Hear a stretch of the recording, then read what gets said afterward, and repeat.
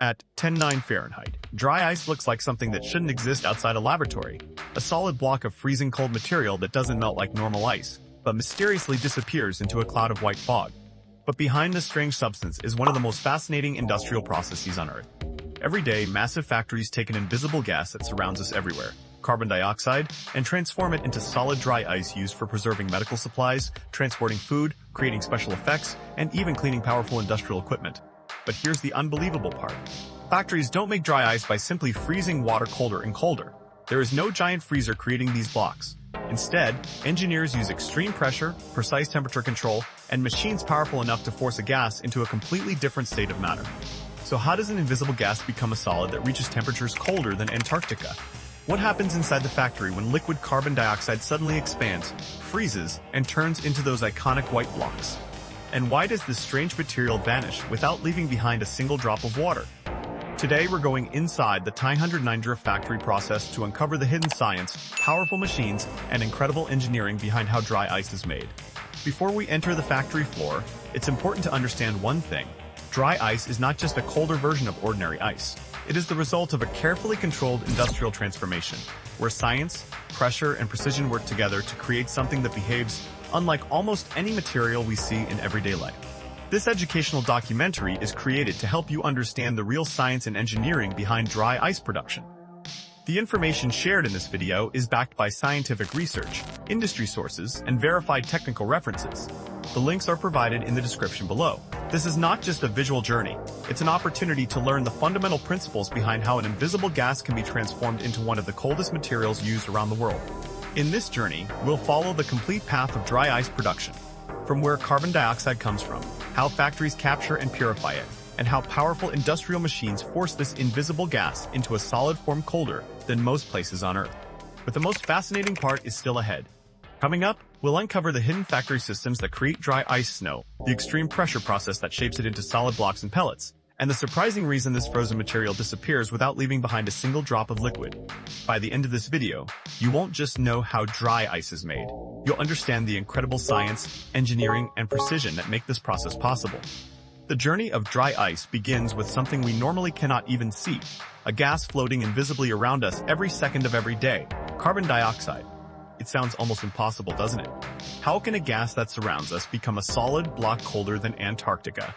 How can something invisible transform into a material that creates thick white fog, preserves medical products, and powers industrial cleaning systems? The answer begins with one simple challenge. Carbon dioxide does not behave like ordinary materials. Under normal atmospheric conditions, it exists only as a gas. If you tried to freeze carbon dioxide the same way you freeze water, you would never find a block of dry ice sitting inside a freezer. Why? Because carbon dioxide follows a completely different set of rules. Normal ice changes from solid to liquid when it warms up. Dry ice does something completely different. It transforms directly from a solid into a gas. This process is called sublimation. And this unusual behavior is exactly what makes dry ice so valuable.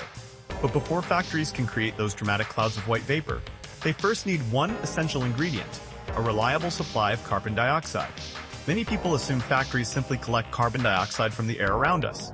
After all, it exists everywhere. But capturing it directly from normal air is extremely difficult because the concentration is very low. Instead, industrial dry ice manufacturers usually recover carbon dioxide as a byproduct from other industries, including ethanol production, fertilizer manufacturing, hydrogen production, and chemical processing. Rather than allowing this gas to escape, specialized systems capture it, clean it, and prepare it for another purpose. But captured carbon dioxide is still not ready to become dry ice. Before reaching temperatures of 1000 BF, it must go through a purification process. Imagine creating a perfectly clear ice sculpture using dirty water. The final result would never have the same quality. Dry ice production works the same way. Factories remove moisture, impurities, and unwanted substances from the carbon dioxide. Even small amounts of contamination can affect the strength, appearance, and performance of the final product. After purification, the carbon dioxide enters powerful compression systems. And this is where the invisible gas begins its transformation. Inside industrial compressors, enormous pressure forces carbon dioxide molecules closer together until the gas changes into a liquid state. It may sound strange, a gas becoming a liquid, but this step is essential. Think about squeezing a crowded room. As the space becomes smaller, movement becomes more restricted. The same principle happens when pressure forces carbon dioxide molecules closer together. The liquid carbon dioxide is then stored in specialized tanks, waiting for the most dramatic stage of the entire process, the moment when liquid becomes solid. But here is the surprising part. Factories do not use giant freezers to create dry ice. Instead, they use a process called rapid expansion. When liquid carbon dioxide moves from a high-pressure environment into a low-pressure chamber, the pressure drops instantly.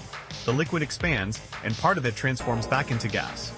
During this expansion, heat energy is absorbed from the surroundings, causing the remaining carbon dioxide to freeze into tiny solid particles. The result is dry ice snow. It looks almost like ordinary snow, but it is cold enough to freeze objects instantly. However, this frozen powder is not the final product. Dry ice snow is lightweight, difficult to transport, and not practical for most applications. The factories must shape it into usable forms. This is where massive hydraulic presses and forming machines take over. The dry ice snow enters powerful compression chambers where thousands of pounds of force squeeze the particles together, removing trapped air and creating dense blocks, pellets, and other shapes. The pressure must be carefully controlled. Too little pressure, and the dry ice breaks apart easily. Too much pressure, and production becomes inefficient. Factories must find the perfect balance between strength, density, and sublimation rate. This is why dry ice production is not simply about making something cold. It is a highly precise engineering process. Different industries require different forms of dry ice. Large blocks are commonly used for long-distance transportation because they last longer and release cooling energy slowly. Smaller pellets are often used for industrial cleaning because they are easier to control and direct. But the most fascinating part happens after production. Dry ice does not behave like ordinary ice. The moment it leaves the controlled environment of the factory, it begins disappearing. Not melting, disappearing. The solid carbon dioxide slowly transforms directly into gas through sublimation. But the famous white fog surrounding dry ice is often misunderstood. Many people think the fog is the carbon dioxide itself. It is not. Carbon dioxide gas is invisible. The white cloud forms because the extremely cold gas cools nearby moisture in the air, creating tiny water droplets that appear as thick fog. This same principle is used in theaters, concerts, and special effects around the world. From an invisible gas, to liquid, to frozen snow, to a solid block that vanishes into the air. The transformation seems impossible. Yet every step follows the laws of physics. But creating dry ice is only half the challenge. The next challenge is even more difficult. How do factories store and transport a material that is constantly trying to disappear? Unlike ordinary ice, dry ice cannot simply sit in a normal container, because sublimation never stops. Every second after production, a small amount of dry ice is turning back into gas. To slow this process, factories use specially designed insulated storage systems that reduce heat transfer from the environment. The goal is not to stop sublimation completely. That cannot be done. The goal is to control the speed at which it happens. But dry ice creates another challenge: the gas it releases. As dry ice changes back into carbon dioxide gas, it can become dangerous if it accumulates in enclosed spaces. That is why factories, storage areas, and transportation facilities require proper ventilation systems. Engineers are not only managing an extremely cold material, they are controlling a constantly changing substance. Once dry ice reaches different industries, its unique properties become incredibly valuable. One major use is temperature-controlled transportation. Medical samples, vaccines, biological materials, and temperature-sensitive products often require extremely low temperatures during shipping. Dry ice is ideal because it provides powerful cooling without creating liquid water. With normal ice, melting creates moisture that can damage packaging. Dry ice simply disappears into gas. No puddles, no water damage, just controlled cooling. Another surprising application is industrial cleaning. Many factories use dry ice pellets in a process called dry ice blasting. Instead of using water, chemicals, or abrasive materials, machines fire tiny dry ice pellets at high speed onto contaminated surfaces. The impact breaks apart dirt, oil, paint, and unwanted residues. The extreme cold makes certain materials brittle, helping them separate more easily. Then the dry ice instantly turns into gas and disappears. The result is a powerful cleaning method that leaves almost no secondary waste. This makes dry ice blasting useful in industries where traditional cleaning methods could damage expensive equipment.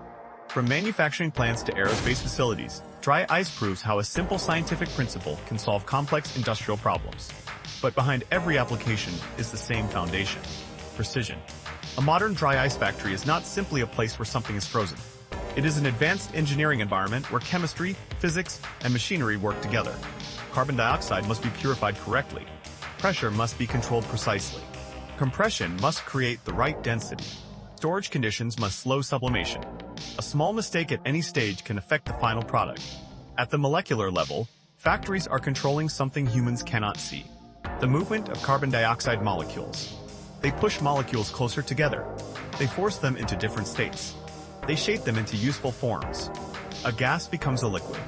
A liquid becomes frozen particles. Frozen particles become solid blocks. And eventually, those blocks return to the atmosphere as gas. A complete cycle of transformation. But one final question remains. Why does dry ice disappear without melting?